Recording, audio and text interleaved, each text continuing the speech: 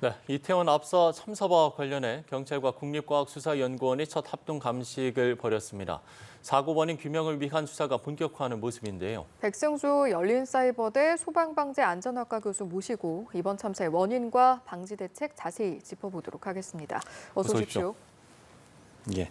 자, 먼저 참사 원인에 대해서 저희가 좀 본격적으로 짚어봤으면 하는데 일단 경찰이 사고 당시 현장을 정면으로 비추는 CCTV 영상을 확보한 것으로 알려졌고 당시 상황 파악에 결정적인 역할을 할 것으로 보입니다.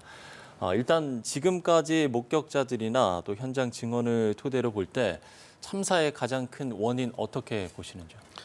네, 사고를 직접 당하신 피해자분들도 증언을 통해서 여러 가지 전언이 전해지고, 예.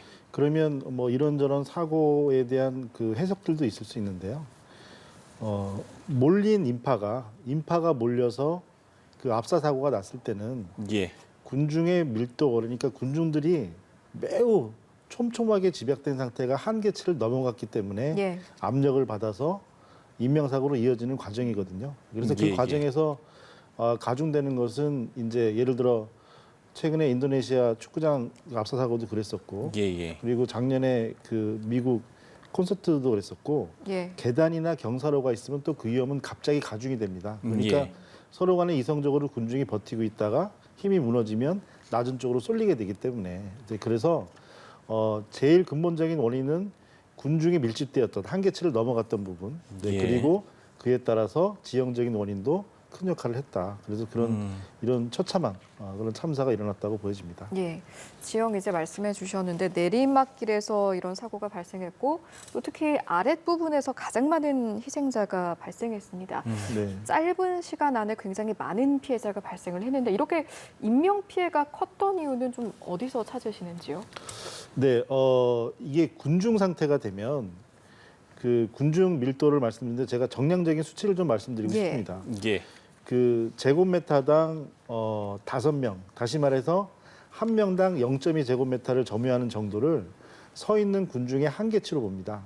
그 정도면은 이제 팔 정도 휘저을 수 있는, 그러니까 콘서트에서 보면은 이제 앞쪽에 입석으로 그런 그룹을 두잖아요.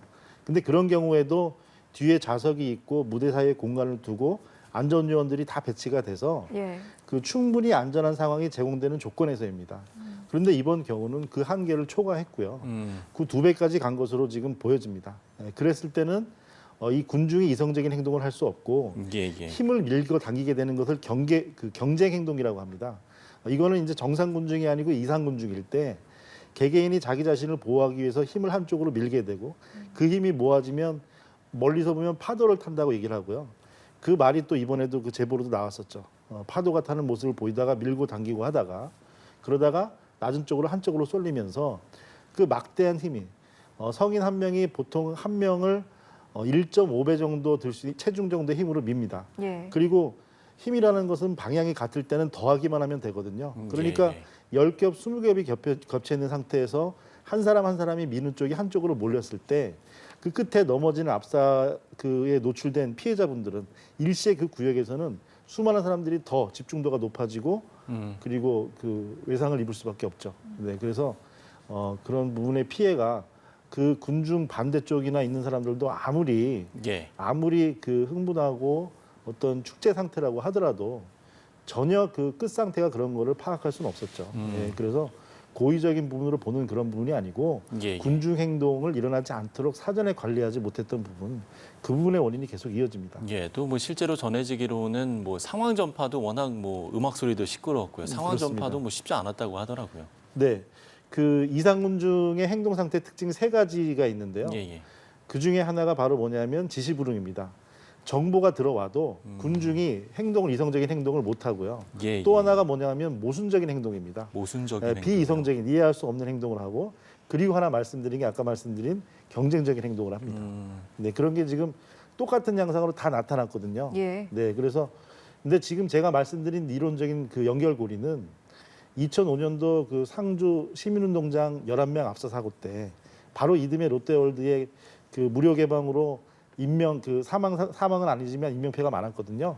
그때 당시에 시민적인 그 경각심 그리고 그 반향이 엄청 났습니다. 그래서 1년 만에 그 소방방재청, 지금 소방방재청에서 공연장 안전관리 매뉴얼을 개발을 해서 배포를 했고요. 예. 거기에 있는 내용을 제가 발췌해서 말씀을 드립니다. 예. 그러면 그 중에 이제 200페이지가 안 되는 그 중에는 그런 그 행사의 진행, 사전 계획, 대비, 그리고 단계별로 밀도를 관리하는 방법들, 그리고 시설에 대한 체크리스트, 비상시에 정보 제공 방법 이런 것들이 상세하게 다 기록이 돼 있습니다. 그래서 그런 매뉴얼이 이번 재난 이전에 좀 현장에 맞게 쓰여졌다면 예. 그런 하나 아쉬움이 좀 생각하고 있습니다. 네, 말씀해주신 그런 부분에 덧붙여서 이번에는 소방대원들이 현장에 재빠르게 빠르게 도착을 했습니다만 몇십 분 동안 그 현장 안으로 진입이 쉽지 않았던 이 부분도 좀 안타까웠던 부분인 것 같아요.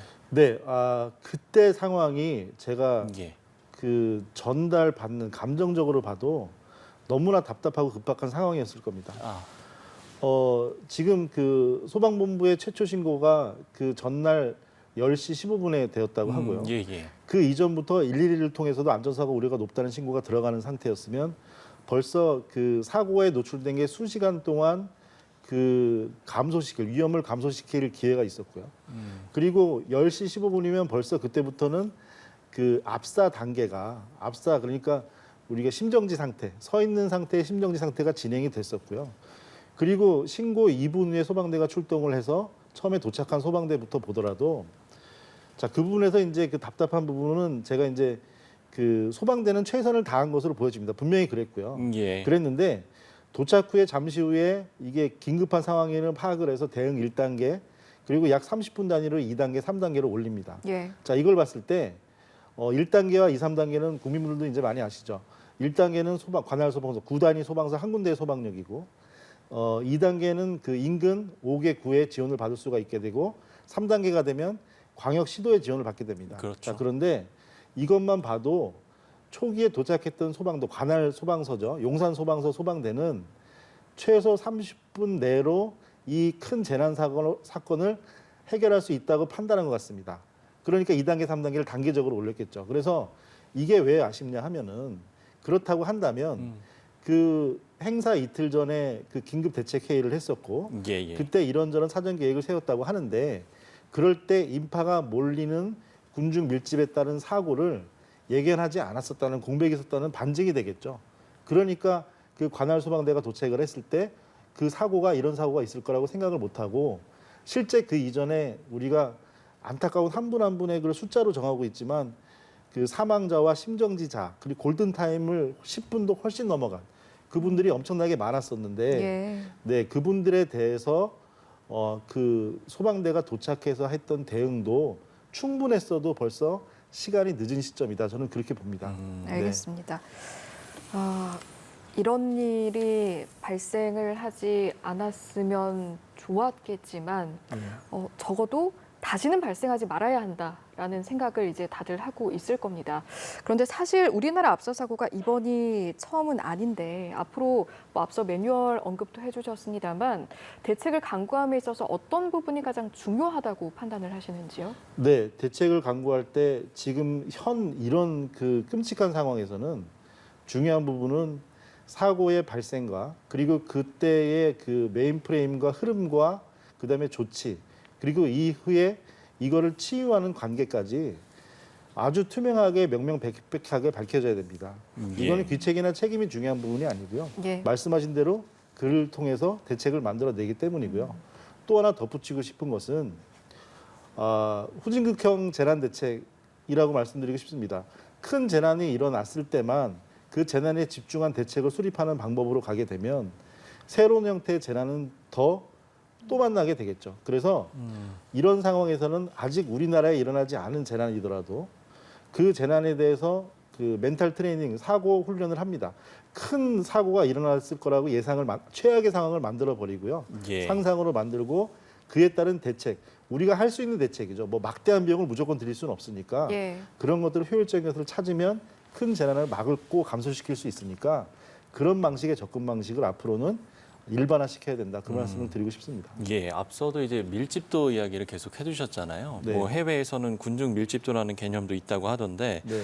그러면 이렇게 밀집도가 높은 장소에 대한 어떤 예방책이라고 해야 될까요? 대책 같은 거는 구체적으로 이야기를 해줄 수 있는 부분이 있습니까? 네, 그 군중 밀집에 대한 부분은 예. 아까 말씀드린 그 우리 국민들의 탄식으로 만들어냈던 그 대체 매뉴얼에 수치적으로 제시를 하고 있었고요. 아, 그래서 그걸 아예 매뉴얼이 무시된 상태에서 지금 계속 피상적인 대책의 그 원인과 분석들이 나오다 보니까 예, 예. 오히려 지금 오늘 뭐부터 지금 세계적인 관심이 그런 상태가 되지 않았습니까? 해외 언론에서 밀집도를 지금 또 먼저 얘기하고 있습니다. 자, 그렇게 되니까 예를 들어 밀집도는 그렇습니다. 제가 말씀드린 한계가 1제곱미터당 5명이라고 5명, 했으면 예, 예. 한 명이 0.2제곱미터잖아요. 그러면 그게 60cm 정도 된다고 하면 35, 40cm 정도의 두께가 되겠죠. 가로 세로를 곱해 보면. 그러면 이렇게 성인이 서 있으면 그 앞에 한 뼘 크기 이상 정도의 폭이 공간이 확보가 되는 겁니다. 이게 한계입니다. 이때가 되면 우리가 팔 정도는 휘저을 수 있고 예, 그리고 예. 몸을 틀어서 내가 가고 싶은 곳으로 갈 수는 있잖아요. 예. 자, 그런데 여기서 압사사고의 밀집도가 두 배까지 이렇게 올라가 버리면 이게 반으로 줄어들면 그 시민들의 제보로 나왔습니다. 손에 든 핸드폰으로 신고를 하고 싶은데 팔이 내려가 예. 있으면 올리지를 못하잖아요. 예, 예. 그랬다고. 못 올립니다. 예. 그 공간이 반으로 줄어드니까. 그래서 그 상황까지 갔기 때문에 미리 방법으로 보면 이렇게 봐도 면적당 몇 명을 다 세고 그런 것도 필요 없고요. 서 있는 사람과 사람 사이에 가슴과 등 간격만 사이에 보면 되겠네요. 네, 그럼요. 간격만 봐도 이게 한계점이 있다. 그래서 행사 진행 요원이 많다는 게 중요한 게 아니고요. 통제와 진행을 사전에 이 듬성듬성 밀도가 낮을수록 통제는 훨씬 더 쉬워지거든요. 그래서 단계별로 하는 것을 교육을 하고 계획을 수립하고 정량적으로 갔으면 됐을 일입니다. 아. 네. 예. 저희가 왜 이런 일이 생겼을까, 그리고 앞으로는 어떻게 대처를 해야 할까라는 고민을 하다 보면 얼마 전에 있었던 사람들이 많이 밀집했던 다른 행사와는 어떤 점이 달랐을까, 이런 부분도 좀 들여다봐야 할 것 같습니다. 몇 네. 주 전에 여의도 불꽃축제에 100만 명 이상이 찾아왔었고, 또 이태원에서 동일하게 진행된 축제 중에 지구촌 축제가 있었습니다. 예. 어떤 점이 달랐을까라고 했을 때 일단은 주최 측 여부를 좀 떠올릴 수도 있을 것 같고요. 어떻게 분석을 하시는지요? 네, 그 부분은 분명한 것 같습니다. 그래서 지금 아까 어떤 정부에서의 어떤 의견이 좀 많은 반론을 일으켰는데 예, 예? 예. 이제 어제 한 얘기죠, 그거는. 그래서 오늘만 해도 이제 경찰이 책임을 인정을 하고요. 사실은 정부와 지자체 그리고 경찰, 소방 이런 대책 공권력이 책임을 안 지면 그게 일반화가 돼버리면 앞으로 주최 측이 없는 국민이 다수가 모이는 장소에서는 대한민국 어디에서나 이런 사고가 난다는 얘기잖아요. 예, 예. 그렇게 되니까 원칙적인 책임 이런 게 아니고 실물적인 책임이 있었던 겁니다. 그 책임을 인정을 했어야 되고요. 근데 이제 그게 사전엔 공백이 생기는 거죠. 주최 측이 없으니까 주최 측이 신고를 안 하고 허가 요청을 안 했으니까 지자체에서 이거를 좀 등한시했던 그런 부분이 분명히 있었습니다. 네, 그렇게 예. 보이죠. 자, 이렇게 저희가 참사 원인과 또 대책 부분을 짚어봤고요. 이번에는 이제 앞으로 이 사고가 어떻게 일어났는지 또 수사에 대한 부분도 저희가 짚어봐야 될 것 같은데, 뭐 지금 그때 당시의 현장에서의 이야기 그리고 증언들을 들어보면 뭐 한쪽에서는 내려가라, 또 다른 쪽에서는 밀어라, 뭐 뒤로 밀어, 뭐 이렇게 뭐 여러 외침이 오간 것으로 전해지고 있는데, 글쎄요, 이 책임 규명은 좀 쉽지 않아 보이거든요. 네, 그렇습니다. 이게 이상 군중의 행동을 이 폭력적인 결과로 나타났을 때 이거를 처벌로 구분해야 될지 말아야 될지는 사실 조금 제가 저로서 판단할 수 있는 문제는 아니지만 예. 이게 예견될 수 있는 참혹한 결과거든요. 네. 예를 들어 해외 사례에서 교훈을 좀 본다면 올해 초에 인도네시아에서 그 축구 경기장에서 관중들이 난입해가지고 아주 위험한 상황이 됐을 때 그때 경찰들이 체류탄을 쐈어요. 운동장에서 체류탄을 쏘니까 반대쪽으로 그 군중들이 몰려버리다니까 또 이렇게 압사사고가 났던 거거든요. 예, 예. 지금 피해가 나고 피해가 커지고 이런 과정에서 우리가 사고가 났을 때 너무 피상적인 것이 발췌를 돼버리면, 근데 그 피상적인 부분도 분명히 악의가 있고 고의가 밝혀지면 어떤 다른 처벌은 분명히 하긴 해야 되겠지만 예. 예, 예. 큰 틀을 밝혀낼 때 군중들이 아까 밀어 또 아니면 뒤로 여러 가지 얘기들이 있는데요. 그게 저는 일견의 아까 말씀드린 이상 군중의 행동 특성들과 또 일치하거든요. 예. 그렇기 때문에 우리가 저 역으로 보면 군중이 아닌 상태에서의 어떤 시민들 그리고 그 CPR을 하기 위해서 막 그 엄청난 분들이 또 이렇게 도와주고 주무르기도 하고 같이 울고 그리고 또 점주들 분들도 피할 공간을 만들어주고 높은 시민의식들을 보여주셨거든요. 예. 네. 범죄는 다른 사고는 없었잖아요. 오로지 군중에 의한 사고만 있었잖아요. 예. 그렇게 되니까 어떤 피상적인 어떤 처벌에 따른 그런 조사 이런 것보다는 저는 그 이런 이미 밝혀진 그런 군중들의 어떤 관리에 대한 흐름에서 어떤 공백이 있었나 이걸 찾아서 앞으로 메꿔 나가야 된다. 그렇게 생각합니다. 예. 사실은 이제 조금 전에 했던 이야기 다수의 남성들이 밀었다, 누군가 밀라고 외쳤다 이런 증언들이 존재하긴 합니다만 네.